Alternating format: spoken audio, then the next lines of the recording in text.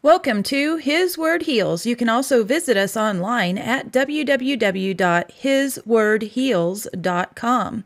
Trump, Alexander the Great, and the Notable Horn. Like many of you, we've been watching and praying to understand exactly what's going on with Donald Trump's second term. As you may have guessed by listening to our previous message regarding Donald Trump, we don't totally trust that all we are seeing taking place is necessarily good. What's really going on behind the scenes, right? Where are we in Scripture? Because this is all certainly seeming very biblical. Many are starting to wonder if Donald Trump is the anti-Messiah or the little horn of Daniel chapter 8.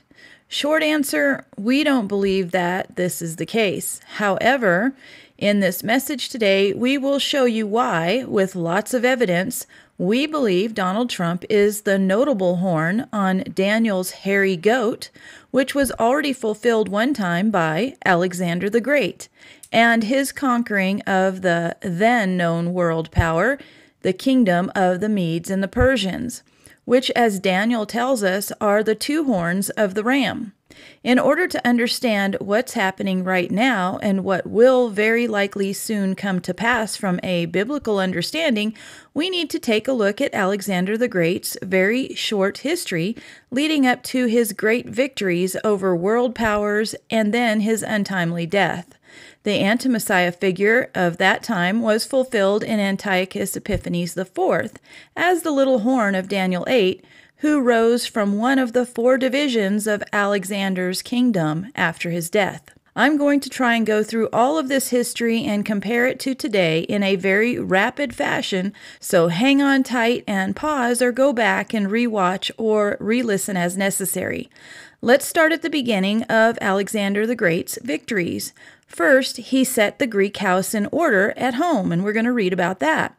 Greece was made up of city-states. The northern parts were known as Macedonia, which is also where Alex was from, and they were considered the backwards Hicks, while the southern states considered themselves more modern and progressive. Sound familiar? Perhaps Macedonia could be considered the conservatives and the other Greek city-states were the liberals or progressives. Anyway, Alexander the Great's power came out of Macedonia, the conservative portion of the Greek city-states. From here on, I will simply be reading from numerous websites. And, of course, from Scripture, we will read Daniel chapter 8. First, to get started, we'll read a couple of fun articles. This one is from NorthJersey.com, and it's a letter. It says, Trump should channel Alexander the Great. For decades, there have been strong individuals who have talked about the problems in Washington's political swamp. However, with no good leadership, this talk never amounted to very much. Many people doubt that Donald Trump will accomplish any real changes in the swamp. These doubters should remember a quote from Alexander the Great, who conquered most of the known world about 2,300 years ago. I am not afraid of an army of lions led by a sheep. I am afraid of an army of sheep led by a lion. And that was from January 10th, 2017. Then another fun one from The Gamesmen Play, a blog, Trump making America Alexander the Great again. Some years ago, when I was senior cultural writer for Gannett Inc., I interviewed Donald Trump via email for a story on, wait for it, leadership. Among the questions I asked was why he named the most expensive suite in the Trump Taj Mahal Casino and Resort in Atlantic City, New Jersey, after Alexander the Great, a passion and study of mine since childhood. His answer was typically Trumpian, because he's the best and it's the best. And that's an article from October 18th, 2016. Now, so that we understand the story of Alexander the Great and how he is related to and prophesied about in Scripture, let's read Daniel, the entire chapter 8. And I'm going to read from the jewishvirtuallibrary.org, Daniel 8, starting in verse 1. In the 3rd year of the reign of King Belshazzar, a vision appeared unto me, even unto me Daniel, after that which appeared unto me at the first. And I saw in a vision, and it came to pass, when I saw, that I was at Shushan in the palace, which is in the province of Elam, and I saw in a vision, and I was by the river of Ulai. Then I lifted up my eyes and saw, and behold, there stood before the river a ram, which had 2 horns, and the 2 horns were high, but one was higher than the other, and the higher came up last. I saw the ram pushing westward and northward and southward, so that no beast might stand before him. Neither was there any that could deliver out of his hand, but he did according to his will, and became great.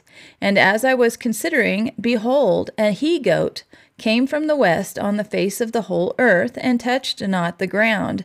And the goat had 1 notable horn between his eyes. And he came to the ram that had 2 horns, which I had seen standing before the river, and ran unto him in the fury of his power.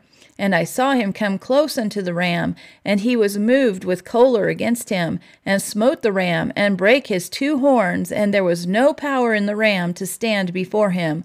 But he cast him down to the ground, and stamped upon him, and there was none that could deliver the ram out of his hand. Therefore the he-goat waxed very great, and when he was strong, the great horn was broken. And for it, or in its place, came up 4 notable horns toward the 4 winds of heaven. And out of one of them came forth a little horn, which waxed exceedingly great toward the south, and toward the east, and toward the pleasant land. So we had a ram with 2 horns, and we're going to be told here in a minute that that was Media Persia.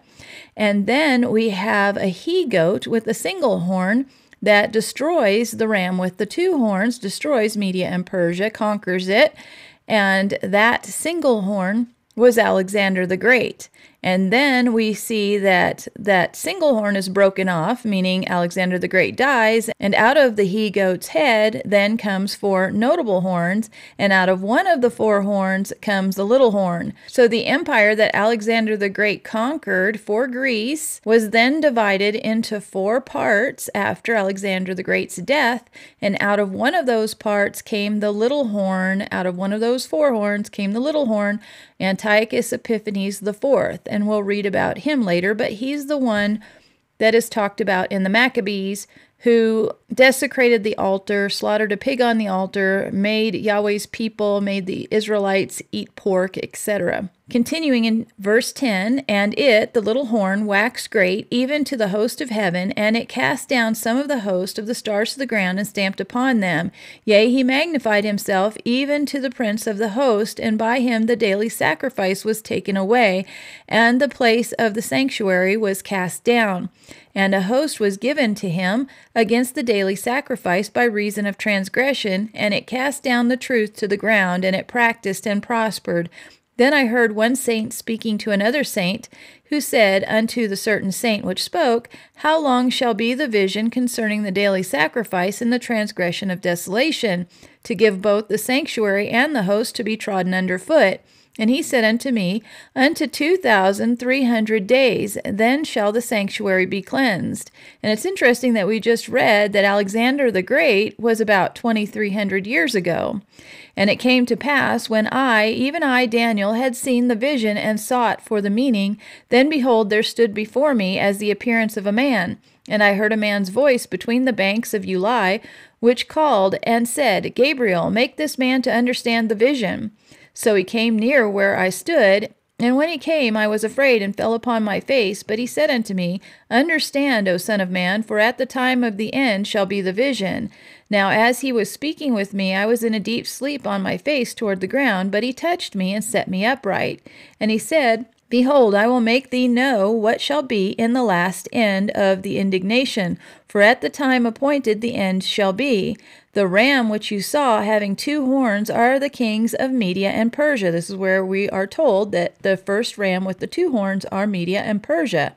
And the rough goat is the king of Greece, and the great horn that is between his eyes is the first king of Greece, which is Alexander the Great, or was Alexander the Great. Now that being broken, whereas 4 stood up for it. So Alexander the Great died, and 4 kingdoms took the place of the single kingdom Alexander the Great conquered. 4 kingdoms shall stand up out of the nation, but not in his power, because Alexander the Great died. And in the latter time of their kingdom, in the end of their kingdom, when the transgressors are come to the full, this is the end of times, a king of fierce countenance and understanding dark sentences shall stand up. So the first little horn out of the four horns, which was the prototype for the end-time little horn, was Antiochus Epiphanes IV. But in verses 23 and forward, we are actually reading about the final little horn. Because again, in verse 23 it says, "And in the latter time of their kingdom, when the transgressors are come to the full, a king of fierce countenance and understanding dark sentences shall stand up, and his power shall be mighty, but not for his own power, and he shall destroy wonderfully, and shall prosper and practice, and shall destroy the mighty and the holy people. And through his policy also he shall cause craft to prosper in his hand, and he shall magnify himself in his heart, and by peace shall destroy many. He shall also stand up against the prince of princes, but he shall be broken without hand. And the vision of the evening and the morning which was told is true. Wherefore shut up the vision, for it shall be for many days. And I, Daniel, fainted and was sick certain days. Afterwards I rose up and did the king's business, and I was astonished at the vision, but none understood it." First, we're going to read brief excerpts from several different websites regarding Alexander the Great for context. TheArchaeologist.org says, "The Jewish book of Daniel, composed centuries before Alexander the Great, is believed by some to have prophesied his rise to power around 200 years before his birth. This prophecy foretold how Alexander would not only impact world history, but also profoundly influence Judaism and its future. In 336 BCE, at the age of 20, Alexander the Great succeeded his father Philip II as king of Macedonia, the Greek kingdom in northern Greece." From an article in Britannica.com, we have Alexander the Great's achievements. And a few paragraphs down, under Alexander and the Greek states, we see as king, Alexander immediately, as soon as he became king when his father died, he immediately moved to assert his authority over the Greek states and to prepare for an invasion of Persia. In quick succession, Alexander defeated the forces of Thessaly, which is in Greece, and Tripoli in Thrace, a coalition of Illyrians who had invaded Macedonia, and the city-state of Thebes, which he razed to the ground. First thing, as soon as he came into power, he quickly moved and defeated his liberal political foes. Then Alexander knew he needed the wealth of Persia if he was to maintain the army built by Philip his father. So once he defeated his political rivals at home, he set out to defeat the Persian Empire. And this is confirmed in Braves AI. Alexander the Great first defeated his political foes in Greece before embarking on his conquest of the Persian Empire. And here we see Alexander the Great's empire. He started out over here in Greece to the left of our screen, and then he went and conquered all of this area in purple and blue. Here's the route he took. He left Greece, went through Turkey, southern Turkey, then went up to what is today the capital of Turkey, then went down to southeastern Turkey, and right here we see the crossed swords. That's where he had his second battle at Issus before entering into and conquering Syria, Damascus, went down to Lebanon, down to Gaza, which is also where he went into Jerusalem and met with the high priest, then went down to Egypt, and then back up through Iraq and into Iran. And I'm going to show you that this is the exact same path that is being taken to conquer Persia now during the Donald Trump presidency. What's the first thing Trump did? This article is from August 10th, 2018. During his first term, Trump escalates feud with Turkey. Turkey is the first country that Alexander the Great entered on his conquest of the Persian Empire. The next article, Trump's election and future of the Turkish-American relations, December 4th, 2024. It seems that by his second term, Donald Trump had gotten the Turkish president on his side, in effect conquering Turkey for Donald Trump's empire. Turkish President Recep Tayyip Erdogan expressed clear satisfaction with the election of Donald Trump as President of the United States, quickly congratulating him on X and referring to him as a friend. Erdogan's preference for Trump's victory is not new. He also supported him in 2016 and 2020. Next, December 16th, 2024, Trump says Turkey holds the key to Syria's future. Well, after Alexander the Great conquered and went through Turkey, he went into Syria for his next battle, even going into and conquering Damascus. This article says U.S. President-elect Donald Trump said on Monday that Turkey will hold the key to what happens in Syria, where rebels backed by Ankara toppled the government of Bashar al-Assad earlier this month. So there's two, Turkey, then Syria. Another look at Alexander the Great. He goes into Turkey, then he goes down into Syria right here. Here is a map of Iskandin, which is modern-day area where the Battle of Issus took place. Right here was the Battle of Issus before Alexander the Great headed into Syria. And here is a map of the rebels that were backed by Turkey. They entered Syria from the same area. They entered Syria from the west. This is where that battle took place by Alexander the Great at Issus. Alexander the Great then went into Syria, and then they moved on down into Damascus. That's the same path that Alexander the Great took. We see here, again from Brave AI, Alexander the Great did indeed conquer Damascus. After the Battle of Issus, which I showed you where that was, in 333 BCE, Alexander's general Parmenio captured Damascus, securing a significant strategic victory. Again, here's Alexander the Great's path.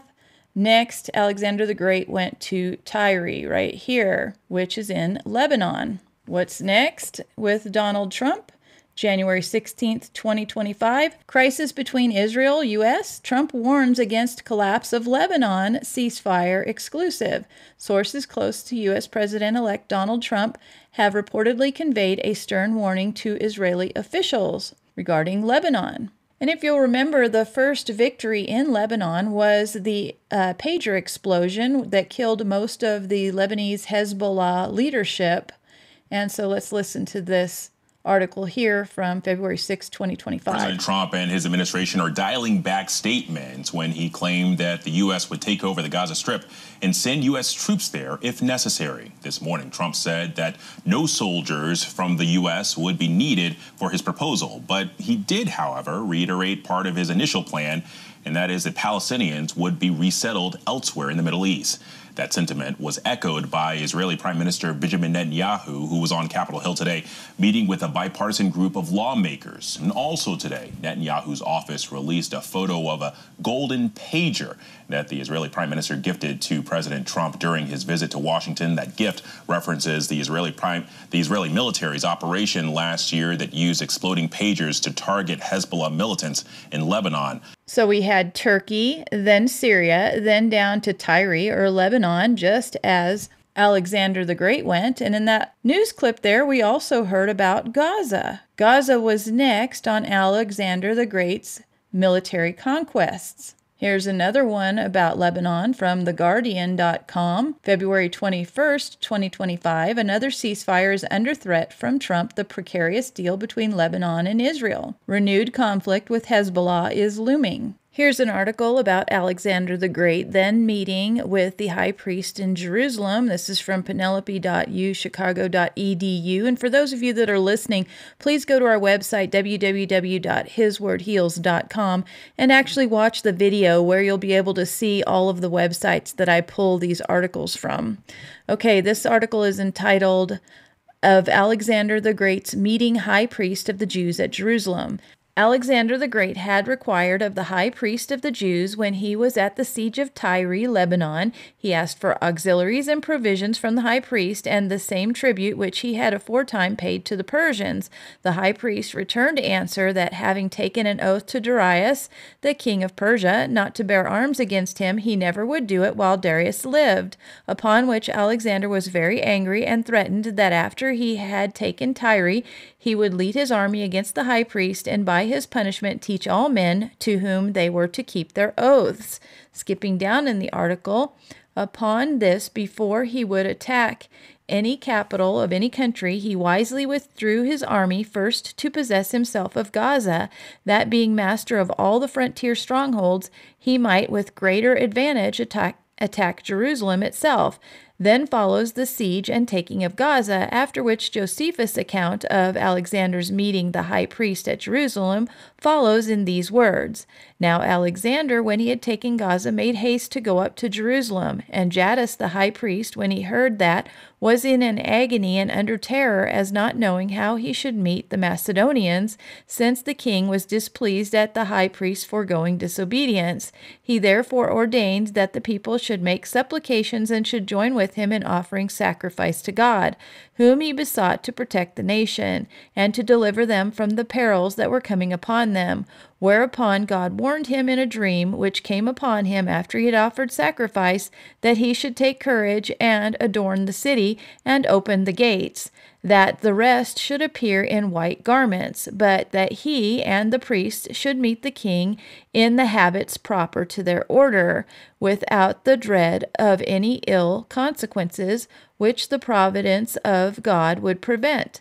Upon which, when he arose from sleep, he greatly rejoiced, and declared to all the warning he had received from God, according to which warning in his dream he acted entirely, and so waited for the coming of the king.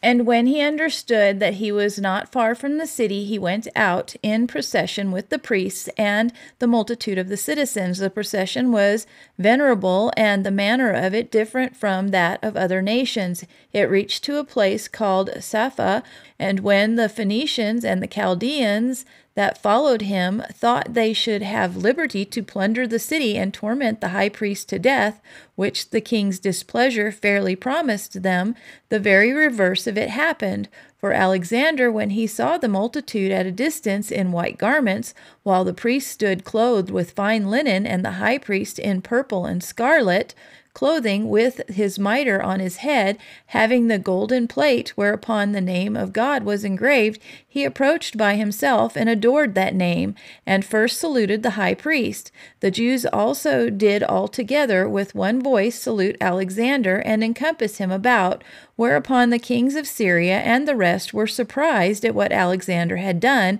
and supposed him disordered in his mind. However, Parmenio alone went up to him and asked him how it came to pass that when all others adored him, he should adore the high priest of the Jews. To whom Alexander replied, I did not adore him, but that God who has honored him with his high priesthood. For I saw this very person in a dream, in this very habit, when I was in Dio of Macedonia, who, when I was considering with myself how I might obtain the dominion of Asia, exhorted me to make no delay, but boldly to pass over the sea thither, for that he would conduct my army, and would give me the dominion over the Persians. Whence it is that, having seen no other in that habit, and now seeing this person in it, and remembering that vision and exhortation which I had in my dream, I believe that I bring this army under the divine conduct, and shall therewith conquer Darius, and destroy the power of the Persians, and that all things will succeed according to what is in my own mind. And when he had said this to Parmenio, and had given the high priest his right hand, the priests ran along by him, and he came into the city.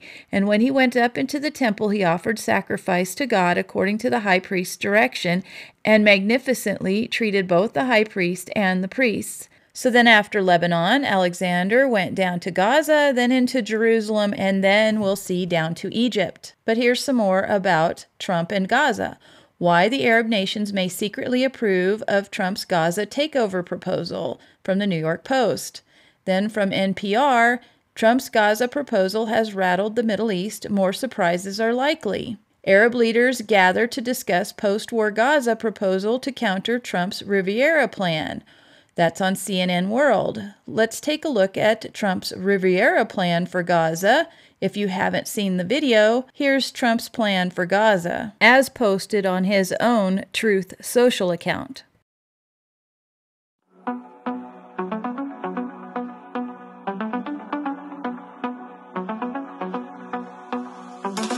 Donald's coming to set you free, bringing the light for all to see. No more tunnels, no more fear. Trump Gaza is finally here. Trump Gaza shining bright, golden future, a brand new light. Feast and dance, the deal is done. Trump Gaza #1. Trump Gaza shining bright, golden future, a brand one. So his takeover of Gaza includes transgender belly dancers and a golden statue and small golden idols to himself. Alexander the Great also had statues made of himself, as you can see here in Greek City Times.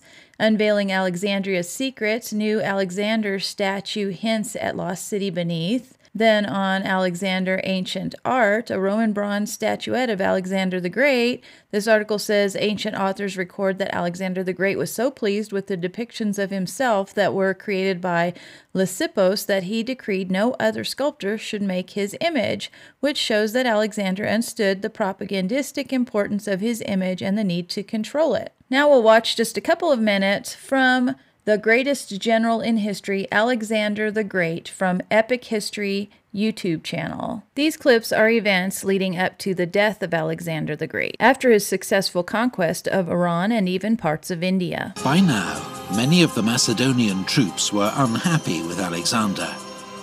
Most had not seen their homes in years, but their king seemed bent on conquest without end.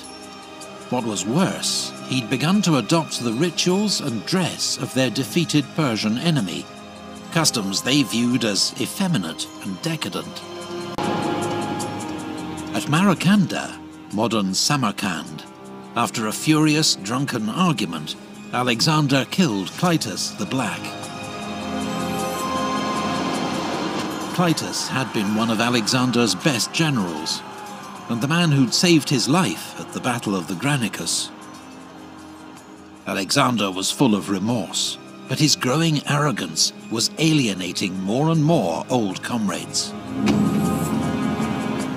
When he tried to make his countrymen perform the traditional Persian ritual of proskynesis, prostrating themselves before the king, he crossed a line. To Greeks, this was blasphemy. Only a god was worthy of such respect, and Alexander was forced to back down. But at Opis, his Macedonian troops mutinied. They were offended by Alexander's apparent preference for Persian advisors and Persian ways. Alexander had the ringleaders executed and made a speech to the men reminding them of the glories they'd won together, and leading eventually to an emotional reconciliation.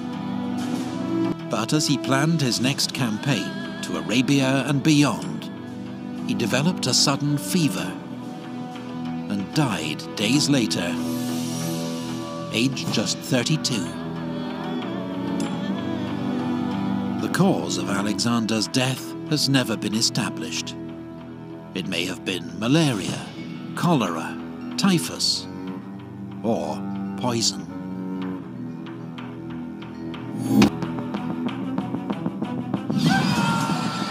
Alexander died undefeated in battle. His reputation as a brilliant, fearless and daring military commander remains undimmed.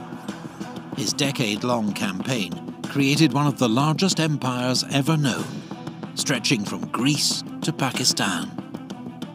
But it was vast and unstable, held together only by his own brilliance and name.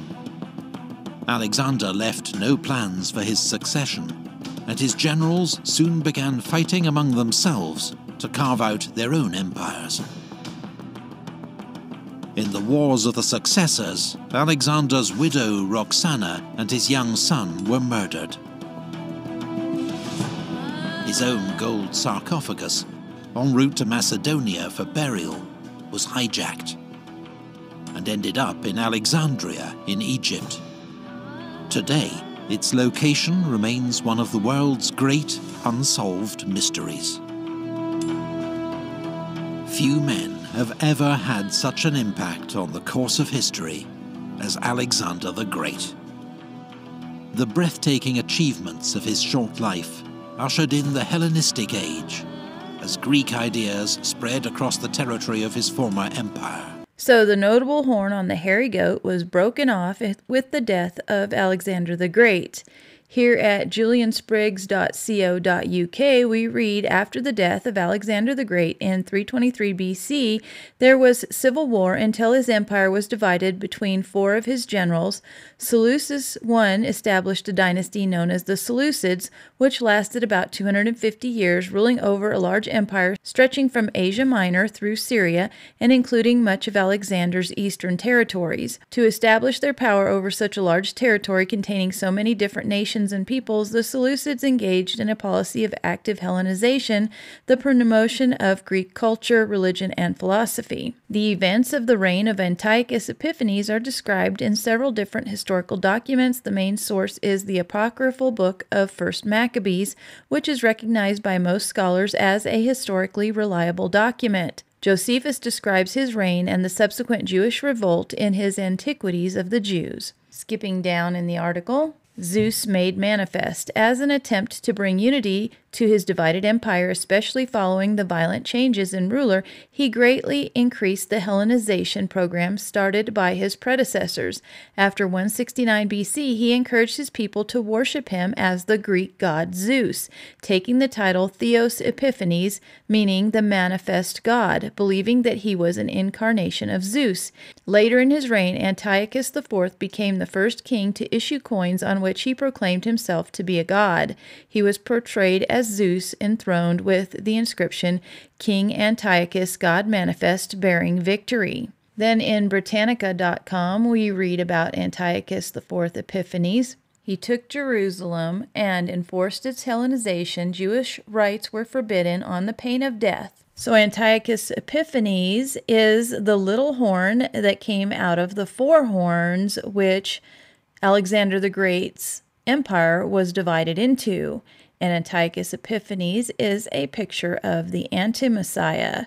So if Donald Trump is the end times Alexander the Great, working his way over to conquer Iran, once his rulership is over with, however that ends, is it possible that the territories of the United States or the Western world or everywhere from the United States through Iran will be divided into four sections, with a little horn coming out of one of those sections, possibly from Syria or Greece or even Turkey, this being the final little horn, the actual end times anti-Messiah, who will enter the temple and proclaim himself as God? Time will tell. We could be completely wrong, and perhaps, as others have suggested, Donald Trump is an anti-Messiah, but we don't believe that he is the anti-Messiah. It seems much more likely that he is the end times Alexander the Great, the end times